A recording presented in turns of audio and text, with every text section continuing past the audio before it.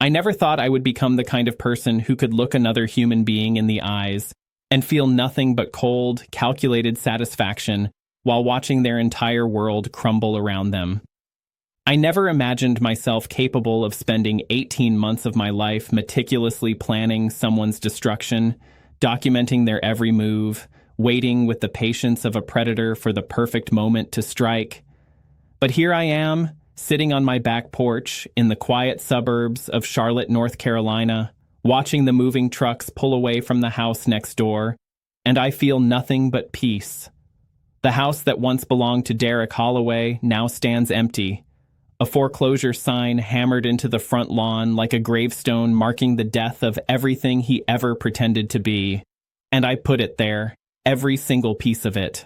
I orchestrated his downfall with the same precision I used to write code, and I would do it all again without a moment's hesitation.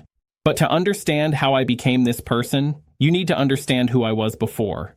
You need to know about the man who moved into this quiet cul-de-sac 4 years ago, still raw from losing his wife to ovarian cancer, still waking up in the middle of the night, reaching for someone who was no longer there. You need to understand the depth of my vulnerability and the desperate loneliness that made me such an easy target for a man like Derek Holloway. My name is Marcus Webb, and this is the story of how my neighbor became my closest friend, then my worst enemy, and finally, my greatest lesson in the art of patient, calculated justice. When Sarah died, I thought my life was over. We had been together since college, married for 7 years, and she was everything to me. She was the one who convinced me to leave my comfortable job in San Francisco and take a risk on a startup in Charlotte. She was the one who picked out our house, who spent weekends painting the walls and planting gardens, who turned 4 walls and a roof into a home that felt like a sanctuary.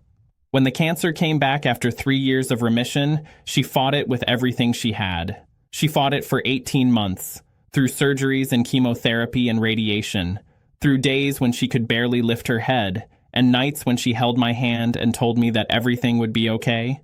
She lied, of course. She knew she was dying long before she told me. She just wanted to protect me for as long as she could. I was 30 years old when I buried my wife. I was 30 years old when I walked back into our empty house and realized that I had no idea how to exist without her. For months, I barely functioned. I went to work because the routine kept me alive, but I came home to silence and darkness. I stopped answering calls from friends. I stopped going to the gym. I stopped cooking real meals and survived on takeout and frozen dinners. The neighbors would wave when they saw me checking the mail, but I never stopped to talk. I was a ghost haunting my own life, and I had no idea how to become human again. That's when Derek Holloway moved in next door. I remember the day clearly. It was a Saturday in late September, and I was sitting on my porch with a cup of coffee, staring at nothing, when the moving truck pulled up. I watched without much interest as movers carried furniture into the house that had been empty for 3 months. Then a silver BMW pulled into the driveway, and a man stepped out who looked like he had walked straight out of a magazine advertisement. Tall, athletic build, salt and pepper hair styled perfectly, wearing clothes that probably cost more than my monthly mortgage payment. He had the kind of confident posture that comes from a lifetime of success, or at least from the careful cultivation of that appearance. He noticed me watching and raised a hand in greeting, his smile wide and genuine. Then, without hesitation, he walked across both lawns and extended his hand.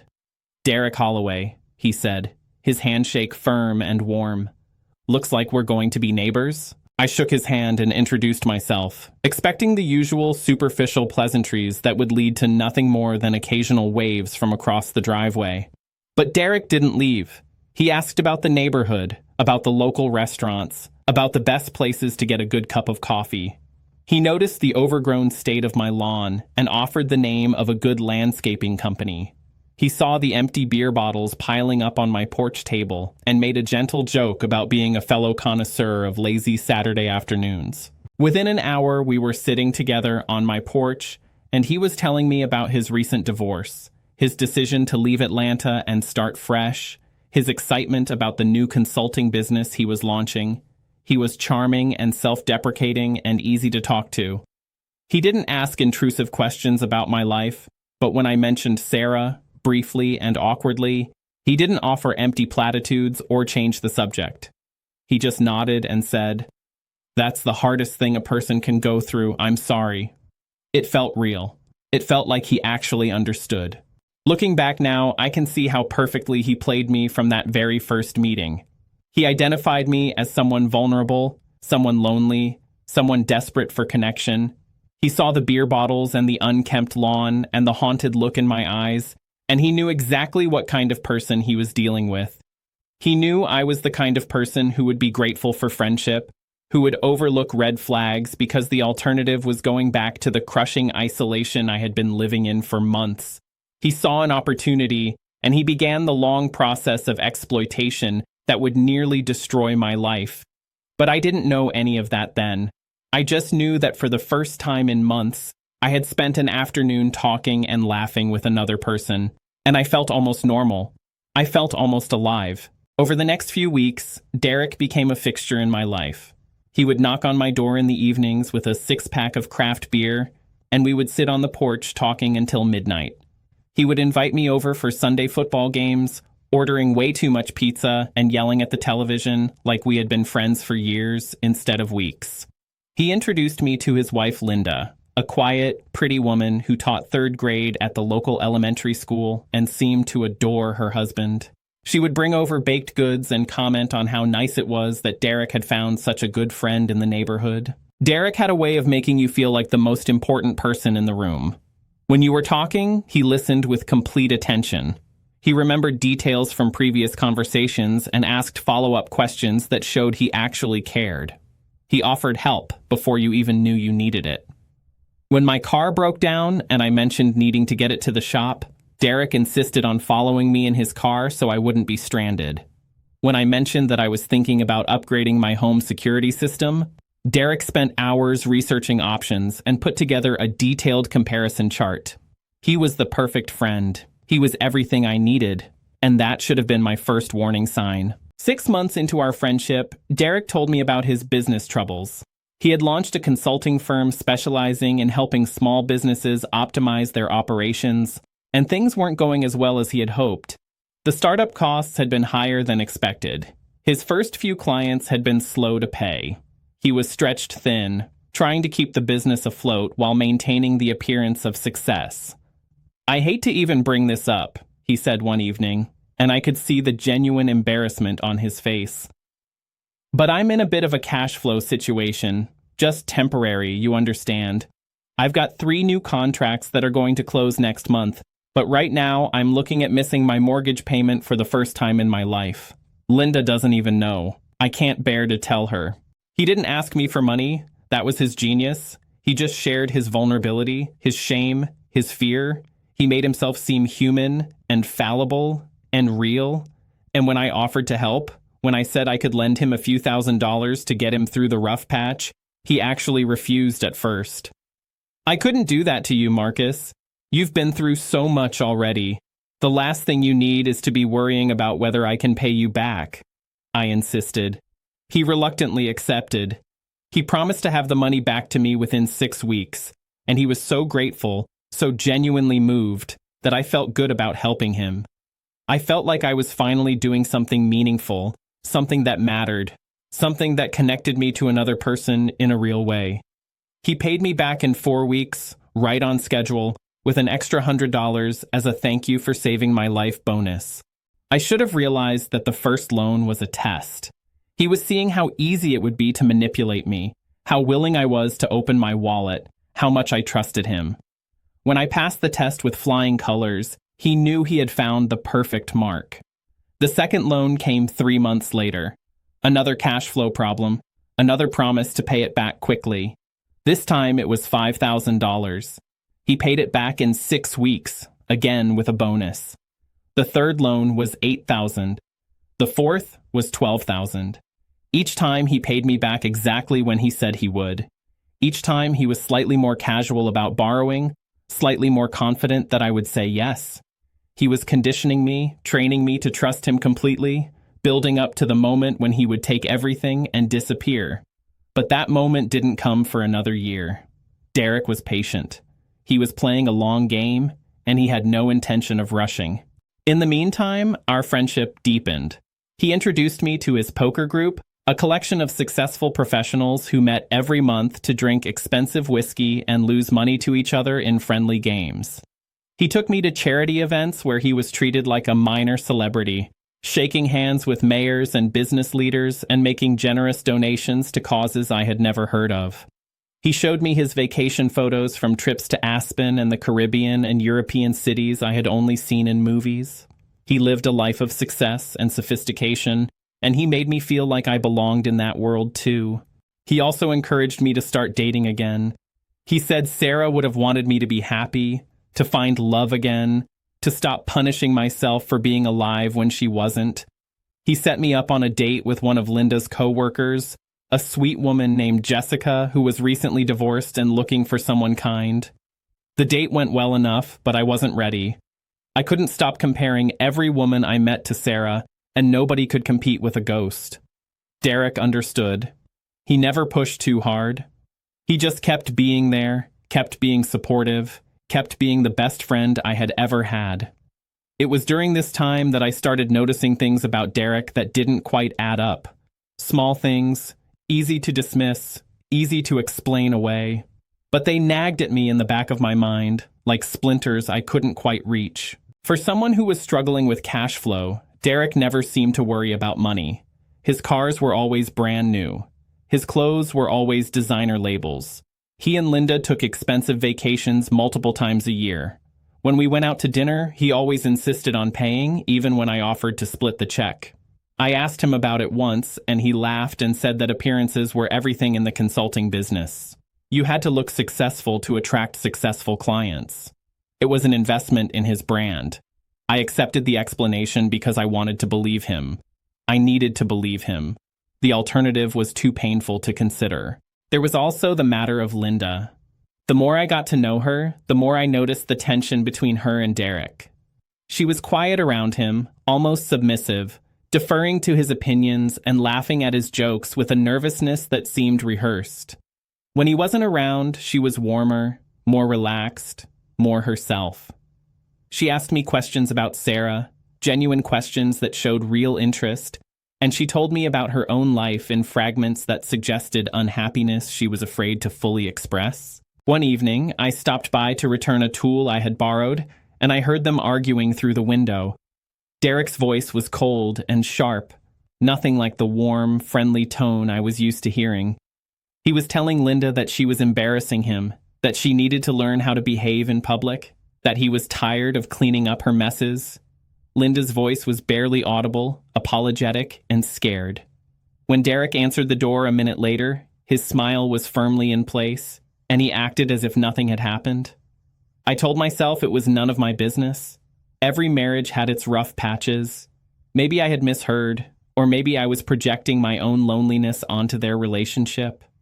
Derek was my friend, and friends gave each other the benefit of the doubt. The real trouble started when Derek invited me to invest in his business. He pitched it to me over dinner at an upscale steakhouse downtown, the kind of place where the cheapest entree cost more than I usually spent on groceries in a week. He had a detailed presentation on his tablet, complete with financial projections and client testimonials, and a growth strategy that made the whole thing sound like a guaranteed success. He was seeking investors to help him scale the business, and he wanted me to be one of the first. "I'm not just asking you as an investor," he said, his eyes intense with sincerity. "I'm asking you as a friend. I want you to be part of this journey with me. I want you to benefit from the success we're going to create together." The minimum investment was $50,000. For that, I would receive a 5% stake in the company and a guaranteed return of 15% annually for the first 3 years. After that, my share of the profits would kick in, and based on his projections, I could be looking at returns of $40,000 or $50,000 per year within 5 years. It sounded too good to be true. It was too good to be true. But Derek had spent 18 months building my trust, conditioning me to believe in him, and I wanted so desperately to believe that something good was finally happening in my life. I told him I needed time to think about it. He said, of course, no pressure, take all the time I needed. Then he paid for the $200 dinner and drove me home in his brand new BMW. And I spent the whole ride imagining what I could do with the kind of passive income he was promising. That night, I almost called my brother to ask for advice. Michael was a financial advisor in Boston, and he would have seen through Derek's pitch in seconds. But I hesitated. Michael had been worried about me ever since Sarah died, and I didn't want to give him another reason to think I couldn't take care of myself. I wanted to prove that I was finally moving forward, finally making smart decisions, finally building a life that would make Sarah proud. So I didn't call Michael. Instead, I called Derek the next morning and told him I was in. The money left my account 3 days later. Derek sent me official-looking documents to sign, complete with legal language and notarized signatures and everything that made it seem legitimate. He gave me login credentials to an investor portal where I could track the performance of my investment in real time. For the first few months, the numbers went up steadily, exactly as he had promised. I was so proud of myself. I was so grateful to Derek for including me in his success. I even started telling coworkers about the investment, casually mentioning the returns I was seeing, enjoying the impressed looks on their faces. One of them, Tommy Chen, asked me about the details. He was a cautious guy, always skeptical of anything that seemed too easy, and he suggested that I should do some independent due diligence. I brushed off his concerns. Derek was my friend. I trusted him completely. That was my first big mistake. It would not be my last. The second major investment came 6 months later. Derek told me he was acquiring a competitor, a move that would double his client base and triple his revenue within a year. He needed more capital, and he was offering his existing investors the opportunity to increase their stakes before he opened the round to outside investors. This time, he wanted $75,000. I didn't have that kind of cash sitting around. Most of my savings had gone into the first investment, and the rest was tied up in retirement accounts and the equity in my house. But Derek had a solution. He knew a mortgage broker who could help me take out a home equity line of credit. The interest rate was low, and the returns from the investment would more than cover the payments. It was essentially free money, he said. I would be foolish not to take advantage of it. I wish I could say that I hesitated. I wish I could say that alarm bells went off in my head, and I asked difficult questions and demanded to see audited financial statements. But the truth is, I didn't. I had been so conditioned to trust Derek, so desperate to believe in the friendship we had built, that I signed the loan documents without a second thought. Within 2 weeks, another $75,000 had left my accounts and gone straight into Derek's business. The investor portal continued to show impressive returns. Derek continued to be the perfect friend, and I continued to believe that I had made the smartest financial decision of my life. It was Linda who finally opened my eyes. She came to my door one evening while Derek was out of town at a conference. She looked different somehow, nervous and determined and scared all at the same time. She asked if she could come in, and when I said yes, she sat on my couch and didn't say anything for a long moment. Then she started crying. "I don't know how to tell you this," she said, her voice breaking. "I've wanted to say something for months, but he would kill me if he knew. He would absolutely destroy me." My stomach dropped. I had no idea what she was about to say, but I could feel in my bones that it was going to change everything. "Derek's business," she said, wiping her eyes with the sleeve of her sweater. "It's not real, Marcus. None of it is real." I stared at her, not understanding. "What do you mean it's not real?" "There are no clients. There are no contracts. The consulting firm is just a front. He uses it to take money from investors, moves it through a series of accounts, and then spends it on himself. The vacation homes, the cars, the clothes, everything you've seen, it all comes from people like you who trust him." I felt the room spin around me. That can't be right. I've seen the investor portal. I've seen the returns. "It's fake," Linda said. "He built it himself. He's actually quite good with computers when he needs to be. The numbers you're seeing are just numbers on a screen. There's nothing behind them. The money you gave him is gone, Marcus. He spent it months ago." I wanted to argue with her. I wanted to defend my friend, to insist that she must be mistaken. that Derek would never do something like that to me. But even as the words formed in my mind, I realized how hollow they were. All those little inconsistencies I had noticed and dismissed, all those moments when something about Derek didn't quite add up, they suddenly snapped into focus like pieces of a puzzle I had refused to assemble. "Why are you telling me this?" I asked. "Why now?" Linda looked at the floor. "Because I'm leaving him. I've been planning it for 2 years, saving money in secret, waiting for the right moment. I'm going to stay with my sister in Oregon, somewhere he can't find me. But before I go, I needed to warn you. You're a good person, Marcus. You don't deserve what he's doing to you." "How many others are there?" I asked. "How many people has he done this to?" "At least a dozen that I know of. Maybe more. He moves around a lot, reinvents himself in each new city. When things start to unravel, he disappears and starts over somewhere else. He's been doing this for at least 10 years. The magnitude of what she was telling me was almost impossible to process. I had given this man over $100,000. I had taken out a loan against my house, the house that Sarah and I had built together, the last physical connection I had to the life we shared. And he had stolen all of it, every single penny. "What about the police?" I asked. "Can't we go to the police?" Linda shook her head. "He's very careful. He never makes promises in writing. Everything is structured to look like legitimate investments that simply didn't perform. The police have looked at him before, in other cities. They've never been able to make anything stick." I sat in silence for a long time, trying to absorb everything she had told me. When I finally spoke, my voice was barely a whisper. "I trusted him, Linda. He was my friend. After Sarah died, he was the only person who made me feel like I was still alive." She reached out and touched my hand. "I know. That's what he does. He finds people who are vulnerable, and he becomes exactly what they need. He's a chameleon, Marcus. He doesn't have real relationships. He only has marks." After Linda left that night, I sat in my dark living room for hours, replaying every interaction I had ever had with Derek. Every conversation, every favor, every moment of apparent friendship. All of it had been a performance. All of it had been calculated to extract money from me. I was nothing to him but a source of income, a lonely widower who was too trusting and too desperate for connection to see the predator in front of him. The rage came slowly, building like a storm on the horizon.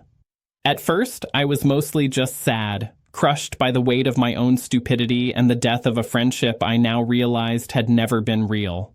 But as the hours passed and the reality of my situation sank in, the sadness transformed into something darker, something harder, something that demanded action. Derek Holloway had stolen my money. He had exploited my grief and my loneliness. He had taken the trust I offered freely and used it to destroy my financial security. He had done this to me, and apparently to dozens of others, and he had done it with a smile on his face and a lie in every word. I was going to make him pay. But not immediately, not in the heat of anger, when I might do something stupid that could land me in prison. Derek had been patient in his destruction of me, playing a long game that took years to complete.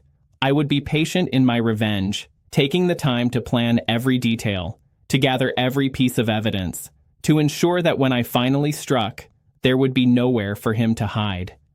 The first thing I did was nothing. Derek returned from his conference a few days later, and I greeted him exactly as I always had.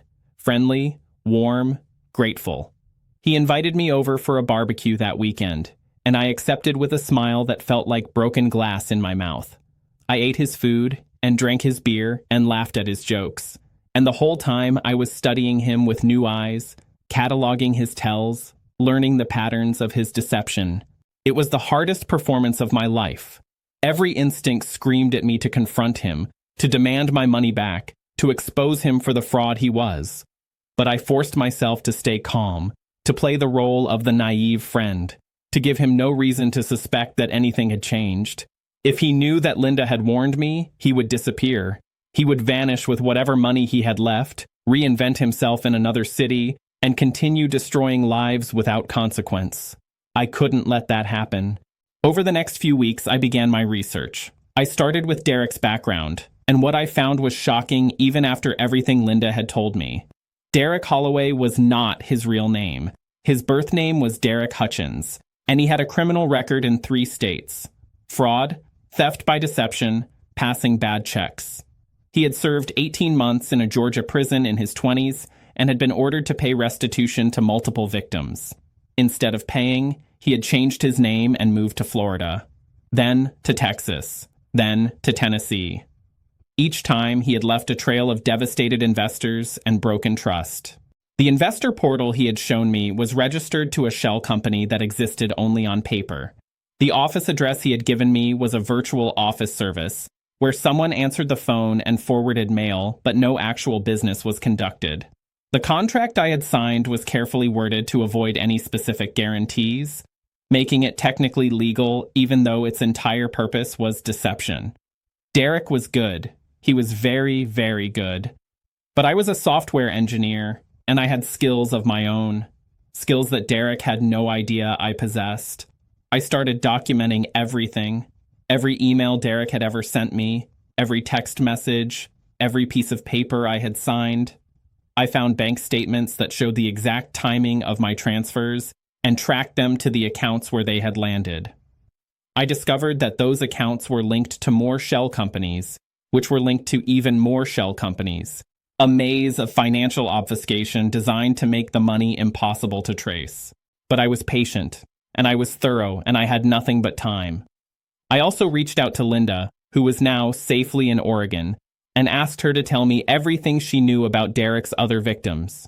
She gave me names and cities, fragments of stories she had overheard, details that Derek had let slip in moments of arrogance.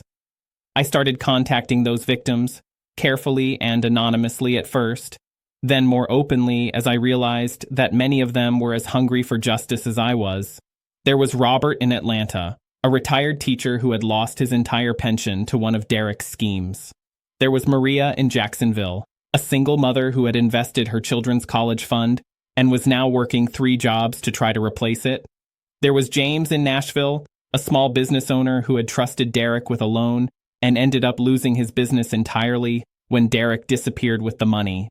Each story was worse than the last.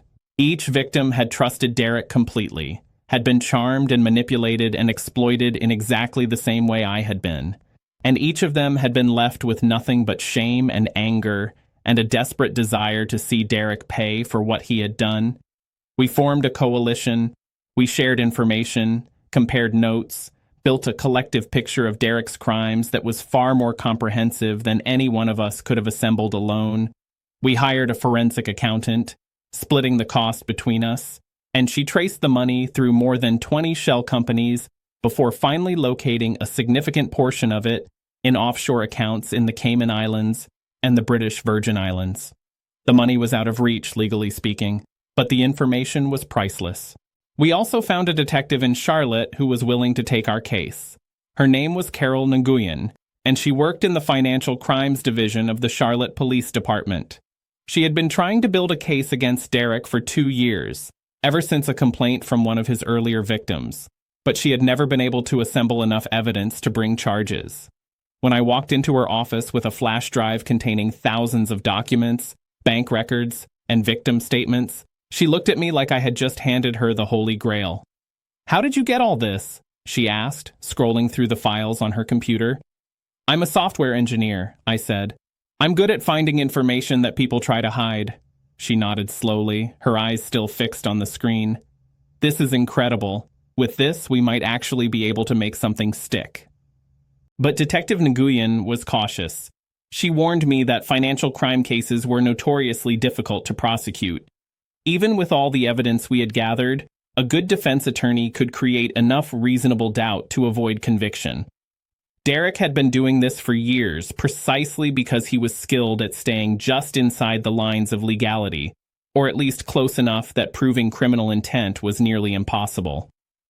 "The best cases," she told me, "are the ones where we can catch someone in the act, where we can show not just what they did, but that they knew exactly what they were doing and chose to do it anyway." That gave me an idea, a dangerous idea, but one that might actually work. I decided to become Derek's next victim. Not really, of course, but I would pretend to be. I would go back to him, tell him I had come into some additional money, and offer to invest even more in his business. I would give him every opportunity to incriminate himself, and this time, I would be recording every word. It was risky. If Derek suspected that I knew the truth, he might disappear before we could build our case. Or worse, he might take more direct action to protect himself. Linda had warned me that Derek could be vindictive, that he had destroyed people who tried to expose him in the past, but the risk seemed worth it. The alternative was watching him get away with everything, and I couldn't live with that. The next poker night at Derek's house, I approached him after the other guests had left. I told him that Sarah's life insurance had finally paid out after years of legal disputes with the insurance company, and I had received a substantial sum that I wanted to put to work. I said I had been so impressed with the returns from my existing investment that I wanted to double down. I asked if there was any way to invest another $100,000. Derek's eyes lit up with barely concealed greed, though his face remained the picture of humble gratitude. "Marcus, that's incredibly generous of you," he said. "And I have to say, your timing couldn't be better. I'm in the middle of acquiring a major client that's going to require some additional capital. Your investment could make all the difference." He started talking about the opportunity, weaving the same kind of elaborate fiction he had used on me before. This time, though, I was wearing a wire. The device was small enough to fit in my watch, a piece of equipment that Detective Nguyen had provided. It recorded audio and transmitted the signal to a receiver in my car, where another officer was monitoring the conversation in real time. Every word Derek said, every promise he made, every lie he told, was being documented in crystal clear quality. I met with Derek 3 more times over the next 2 weeks, each time extracting more incriminating information. He showed me fake financial documents and explained how the shell companies worked, not realizing that he was essentially confessing to money laundering. He told me about other investors who were doing very well and dropped names that matched the victims we had already identified. He promised specific returns that he had no intention of delivering and asked me to sign documents that he clearly expected me never to read carefully. It was surreal, sitting across from a man I had once considered my closest friend, watching him lie to my face with complete sincerity. The mask he wore was so perfect, so convincing, that I almost forgot sometimes that I knew the truth. He seemed so genuine, so concerned for my well-being, so grateful for my trust. If I hadn't known better, I would have believed every word. But I did know better. And every lie he told only strengthened my resolve. The final meeting was the most dangerous. Derek had asked me to come to his actual office, the virtual office suite that served as his company's fake headquarters. He wanted me to meet with his business partners and sign the final investment documents. I knew this was the moment when he would ask for the money, when he would complete the transaction that would give us everything we needed for a conviction. I arrived at the office feeling calmer than I had expected. Detective Nguyen and 3 other officers were stationed in vehicles around the building, ready to move the moment I gave the signal. The wire was in place, working perfectly. All I had to do was get Derek to ask for the money and confirm that he understood what I was giving him. The office was surprisingly convincing. Derek had rented a suite for the day and filled it with rented furniture and borrowed decorations, creating the illusion of a thriving business. His business partners were 2 men I had never seen before, who introduced themselves with names I later learned were fake and played their roles with the ease of practiced accomplices. The meeting lasted about an hour. Derek walked me through the investment opportunity one final time, his partners nodding and adding supportive comments at all the right moments. Then he slid a stack of documents across the table and asked me to sign. "And the funds?" he asked, his smile wide and warm. "How would you like to transfer them?" "Wire transfer," I said, reciting the script we had prepared. "I have the account information right here. I can initiate the transfer as soon as I'm back at my computer." Derek nodded, clearly pleased. "Perfect. And just to confirm, we're looking at $100,000 for a 10% stake in the company. Is that correct?" "That's correct," I said. $100,000. I'm excited to be part of this. We're excited to have you, Marcus. This is going to be the beginning of something great. He reached across the table to shake my hand, and in that moment, I gave the signal. I scratched the back of my neck, a gesture so natural that no one would have noticed anything unusual about it. Within 90 seconds, the office door burst open, and 4 police officers rushed in with weapons drawn. Derek's face went through a remarkable series of transformations, from confusion to fear to anger to desperate calculation, all in the space of a few heartbeats. His partners immediately raised their hands in surrender, but Derek's eyes were fixed on me, and in that moment, I saw the real man behind the mask. I saw the predator who had been hiding in plain sight, and there was nothing warm or friendly about him at all. "You," he said, his voice barely a whisper. "You did this." I looked at him for a long moment, feeling the weight of everything he had taken from me. My money, my trust, my friendship. The last connection I had been building to a world outside my grief. "You did this," I said. "I just made sure you got caught." They let him out in handcuffs, and I stood in the empty office feeling something I hadn't experienced in years. Not happiness exactly, but something close. Satisfaction. A sense that the world had tilted back toward justice, at least a little bit. But that was just the beginning. The arrest was only the first step in what would become a long, complicated process of dismantling Derek Holloway's carefully constructed empire of lies. Part 2. The arrest made the local news. Derek Holloway, prominent Charlotte businessman, taken into custody on multiple counts of wire fraud, mail fraud, and money laundering. The reporters camped outside his empty house, trying to get statements from neighbors who were just as shocked as everyone else. I gave one brief interview, saying only that I had trusted a friend and been betrayed, and that I hoped justice would be served. But the real work was happening behind the scenes.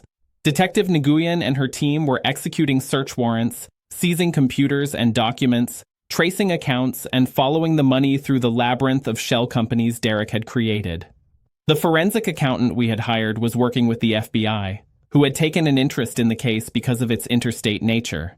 And the coalition of victims I had assembled was growing every day, as people who had been too ashamed to come forward found the courage to tell their stories. Derek made bail within a week. The amount was substantial, but he still had access to hidden resources that the investigators hadn't yet managed to freeze. He hired an expensive defense attorney, a man named Victor Reeves who specialized in white-collar crime, and had a reputation for getting guilty clients acquitted through technical loopholes and aggressive cross-examination. I knew Derek wasn't going to go down without a fight, and I knew that the legal system, even when it worked perfectly, moved slowly. Months could pass before the case went to trial. Years, possibly. In the meantime, Derek was a free man, and I was living next door to someone who knew I had destroyed his life. The first incident happened 2 weeks after his release. I came home from work to find my car scratched from hood to trunk, deep gouges in the paint that spelled out a single word: snitch. I called the police, but there was no evidence connecting Derek to the vandalism. No security cameras had caught the act. No witnesses had seen anything. Derek, when questioned, expressed shock and sympathy and offered to help me file an insurance claim. His concern was so convincing that even the police seemed unsure whether to believe me when I said I knew he was responsible. The second incident was more subtle. I started receiving strange phone calls at odd hours, always from blocked numbers, always silence on the other end. My mail was delivered late or not at all, and I later discovered that someone had been filing change of address forms in my name, redirecting my correspondence to addresses that didn't exist. Someone ordered thousands of dollars of merchandise online using my credit card number, shipping it to abandoned buildings around the city. None of it could be traced back to Derek. All of it had his fingerprints all over it. But the worst was the professional harassment. Anonymous complaints were filed with my employer, accusing me of everything from data theft to workplace harassment. My supervisor called me into his office and showed me the emails, which were detailed and specific and completely fabricated. The HR investigation took weeks. during which I was suspended with pay while they tried to determine whether any of the allegations were true. Derek was trying to destroy me from the shadows, using the same skills he had used to steal my money to now steal my reputation, my peace of mind, my sense of safety in my own home. And he was doing it all while wearing a mask of injured innocence, playing the victim of a vindictive neighbor who had accused him falsely. Tommy Chen became my lifeline during this period. He was the co-worker who had warned me to do due diligence before investing with Derek, and he felt genuinely terrible that I hadn't listened. When I was suspended from work, he took it upon himself to investigate the anonymous complaints, using his cybersecurity skills to trace the emails back to their source. It took him 3 days. The complaints had been sent from a computer at a public library in a neighboring town, but the library had security cameras, and Tommy was able to obtain the footage through a friend who worked in local government. The footage showed a woman I didn't recognize using the computer at the exact time the emails were sent. Tommy ran the woman's face through several databases and got a hit. Her name was Denise Carver, and she had a criminal record for identity theft and fraud. More importantly, she had been romantically linked to Derek Holloway in the past, an ex-girlfriend from his time in Atlanta who had apparently stayed loyal despite everything. I brought the information to Detective Nguyen, who used it to obtain a search warrant for Denise's apartment. What they found was a goldmine. Detailed instructions from Derek about how to harass me without getting caught. Burner phones with text messages planning the vandalism and the credit card fraud. Evidence of other harassment campaigns against other victims who had tried to expose Derek in the past. Denise was arrested and offered a plea deal in exchange for testimony against Derek. She took it without hesitation, and suddenly the case against Derek got much, much stronger. But Derek still had one more play. The night before the preliminary hearing, Linda's sister called me in a panic. Linda was missing. She had gone out for groceries that morning and never returned. Her car was found abandoned in a parking lot, her phone smashed on the ground nearby. I knew immediately that Derek was responsible. He was sending a message, not just to Linda, but to everyone who had ever dared to stand against him. He was showing us that he could reach anyone, anywhere, no matter how far they ran. I called Detective Nguyen and told her what had happened. She escalated the case immediately, bringing in federal resources and issuing alerts across multiple states. For 3 days, we waited in agony, not knowing whether Linda was alive or dead. She was found on the 4th day, wandering along a rural highway in Tennessee, dehydrated and disoriented, but otherwise unharmed. She had been held in a basement, she told police, by men she didn't recognize who never told her why she had been taken. They had released her suddenly, driving her to the middle of nowhere and leaving her with nothing but the clothes on her back. The message was clear. Derek could take anyone at any time, and if we didn't back off, he would do much worse. But the message had the opposite effect. Instead of scaring us into submission, it galvanized everyone involved in the case. The FBI increased their resources. The prosecutor added additional charges, including conspiracy to kidnap. And the victims who had been hesitant to testify found their voices, determined to ensure that Derek never had the opportunity to hurt anyone else. The trial began 14 months after Derek's arrest. It lasted for 3 weeks, during which more than 20 witnesses testified about his schemes and the devastation they had caused. I was on the stand for 2 full days, walking the jury through every aspect of my relationship with Derek, every investment I had made, every lie I had believed. Victor Reeves, Derek's attorney, did his best to discredit me. He pointed out that I had continued to associate with Derek even after Linda had warned me, suggesting that I was either too stupid to see the truth or complicit in some way. He implied that I was motivated by jealousy, resentful of Derek's success, and looking for someone to blame for my own poor financial decisions. But I stayed calm on the stand, answering every question honestly and refusing to be rattled. I had spent months preparing for this moment, reviewing documents and practicing with the prosecutor, and I knew the truth was on my side. The jury deliberated for less than 4 hours. They found Derek guilty on all counts, including fraud, money laundering, conspiracy to commit kidnapping, and witness intimidation. At sentencing, the judge gave him 17 years in federal prison, with no possibility of parole for at least 12. As the verdict was read, Derek turned to look at me with an expression of pure hatred, his mask finally and completely abandoned. I met his gaze without flinching, letting him see in my eyes everything I had felt for the past 2 years. The betrayal, the rage, the patient, calculated determination to see him pay. He looked away first. The aftermath of the trial brought some measure of closure, though it could never undo the damage Derek had caused. The forensic accountants managed to recover about 60% of the stolen money from the offshore accounts, which was distributed among the victims according to their losses. I received a check for just over $80,000, not enough to cover everything I had lost, but enough to pay off the home equity loan and rebuild my savings to a reasonable level. More importantly, I received something that no amount of money could buy: vindication. The world now knew what Derek Holloway really was. His photograph was in newspapers and on news websites, identified as a con man and a criminal. The friends who had believed in him, the business partners who had trusted him, the community that had accepted him, all of them now understood the truth. Linda divorced Derek while he was in prison and started a new life under a new name in a state she asked me never to reveal. We stayed in touch for a while, but eventually the contact faded, both of us trying to move on from the darkest chapter of our lives. I hope she found the peace she was looking for. As for me, the experience changed me in ways I am still trying to understand. I am more cautious now, slower to trust, more alert to the warning signs I ignored with Derek. But I am not bitter, and I am not closed off. I still believe in the goodness of most people, even though I know that some people are capable of terrible things. The house next door eventually sold to a young family with 2 children. They wave when they see me checking the mail, and sometimes we talk about the weather or the neighborhood or the best places to get a good cup of coffee. I have been careful not to let them get too close too quickly, not because I suspect them of anything, but because I have learned that trust should be earned slowly and tested carefully. I started dating again about a year after the trial.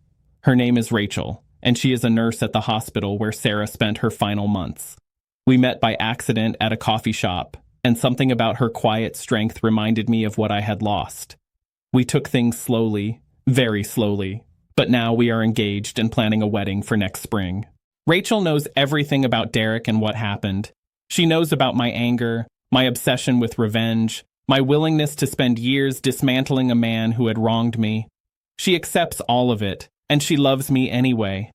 When I told her I was worried that the experience had made me into someone I didn't recognize, she took my hand and said something I will never forget. "You didn't become a bad person, Marcus. You became a strong one. There's a difference." I think about that often. I think about the choice I made to pursue justice instead of letting Derek get away with everything. I think about the patience it required, the discipline, the willingness to put my own emotions aside and think clearly about how to achieve my goals. It wasn't easy, and there were moments when I wanted to give up, when the harassment became overwhelming, and I wondered if the fight was worth it. But it was worth it. Every moment of it was worth it. Not because of the money I recovered, and not because of the satisfaction of watching Derek led away in handcuffs.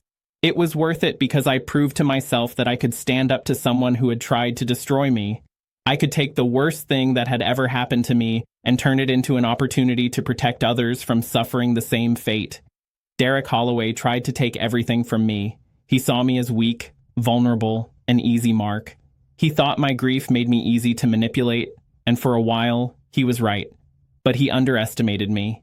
He underestimated my ability to learn from my mistakes, to channel my pain into purpose, to become the kind of person who could wait and plan and strike at exactly the right moment. In the end, it wasn't just about revenge, it was about justice.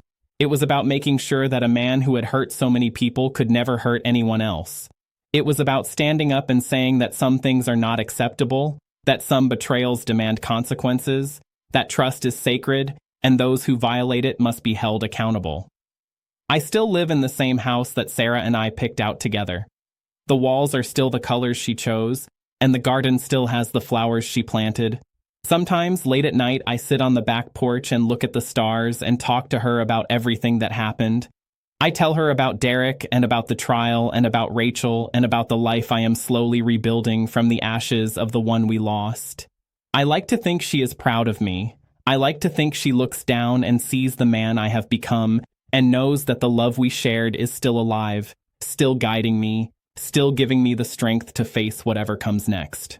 Derek Holloway is in prison now, serving a 17-year sentence that will keep him locked away until he is an old man.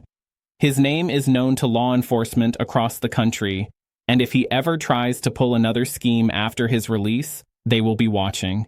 The empire of lies he built has been completely dismantled, and his victims have found a measure of peace.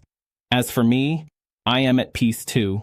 Not because I am happy about what happened, but because I faced the worst thing I could imagine and I came out the other side. I discovered reservoirs of strength and patience and determination that I never knew I had. I learned that justice is possible, even when it seems hopeless, if you are willing to fight for it long enough. The house next door is full of noise now. Children playing in the yard, parents calling them in for dinner, life continuing as it always does, indifferent to the dramas that play out within it. I sit on my porch and I listen to the sounds of my neighborhood, and I feel something I thought I would never feel again. Hope. My neighbor turned into my enemy, but I turned into something stronger. And in the end, that made all the difference. The day Derek was sentenced, I walked out of the courthouse into the bright afternoon sun and stood for a moment on the steps, letting the warmth wash over me. Behind me, reporters were clamoring for interviews and photographers were snapping pictures, but I ignored all of it. I was thinking about Sarah, about the life we had planned and the future that had been stolen from us. And I was thinking about the future I still had, the wedding with Rachel, the career I had nearly lost but managed to save, the friendships I had formed with other victims who had become like family, the peace that had finally, after so long, settled into my bones. I took a deep breath and walked down the steps, leaving the courthouse behind. I didn't look back. There was nothing to look back for. The past was the past, and it could not be changed. All I could do was move forward, one day at a time, into whatever came next. That night, I went home and grilled steaks on the patio. Rachel came over, and we ate together under the stars, talking about everything and nothing. At one point, she asked me how I felt, now that it was all finally over. I thought about the question for a long time before I answered. I feel like myself again, I said. For the first time in years, I feel like myself. She smiled and took my hand, and we sat together in comfortable silence, watching the stars come out one by one. The house next door was dark and empty, waiting for its new owners to fill it with life. I hoped they would be happy there. I hoped they would build the kind of life that Sarah and I had dreamed of, full of love and laughter and all the ordinary joys that make existence worthwhile. And I hoped that they would never have to learn the lessons I had learned, that they would be blessed with neighbors who were exactly what they seemed, friends who could be trusted completely, relationships that never turned toxic. But if they did have to learn those lessons, I hoped they would remember that it was possible to survive. That betrayal did not have to be the end of the story, that even in the darkest moments, there was always a path forward if you were willing to look for it. Derek Holloway taught me that some people are capable of unspeakable cruelty, but he also taught me that I was capable of more than I ever imagined, that the same vulnerability that made me a target also gave me the empathy to connect with other victims, that the grief I carried for Sarah had not made me weaker, but had deepened my capacity for both pain and love. I would never be grateful for what he did to me, but I could be grateful for what I discovered about myself in the process of bringing him down. The night ended quietly, as most nights did now. Rachel went home, and I cleaned up the dishes, and I stood for a moment in my empty house, listening to the silence. It was a comfortable silence now, not the crushing loneliness I had felt after Sarah died. It was the silence of a life that had been through the fire and come out forged into something stronger. I turned off the lights and went upstairs to bed. Tomorrow would bring new challenges and new joys, as every tomorrow did. I would face them with the strength I had discovered and the lessons I had learned. And I would never, ever again allow myself to be someone's victim. The story of my neighbor and me has an ending, but in many ways it is also a beginning. It is the story of how I lost everything and found myself, how I was broken and rebuilt, how I faced the darkness and emerged into the light. It is not a happy story exactly. Too much was lost for that. But it is a true story, and a hopeful one. It is proof that justice is possible, that betrayal can be overcome, that even the most devastating losses can become the foundation for something new. Derek Holloway stole years of my life and hundreds of thousands of dollars. He exploited my grief and manipulated my trust and tried to destroy me from the shadows. But in the end, he failed. He is in prison, and I am free. He is forgotten, and I am moving forward. That is the ending he deserved. And it is the ending I made sure he got. I sit on my porch now, watching the sunset paint the sky in shades of orange and pink, and I think about all of it. The friendship that was never real, the betrayal that changed everything, the long, patient process of building a case that could not be ignored, the trial, the verdict, the moment when the judge pronounced sentence and Derek's face crumpled into something ugly and real. And I think about Sarah, who would have understood, who would have supported me through every step of this journey, who would have been proud of the man I became when I refused to let someone else define my story. I did it, I whisper into the evening air. I got justice for both of us. The wind rustles through the trees, and for just a moment, I could swear I hear her voice, soft and warm, telling me she loves me. I smile and close my eyes, letting the peace wash over me. My neighbor turned into my enemy, but I turned into something he never expected, a survivor.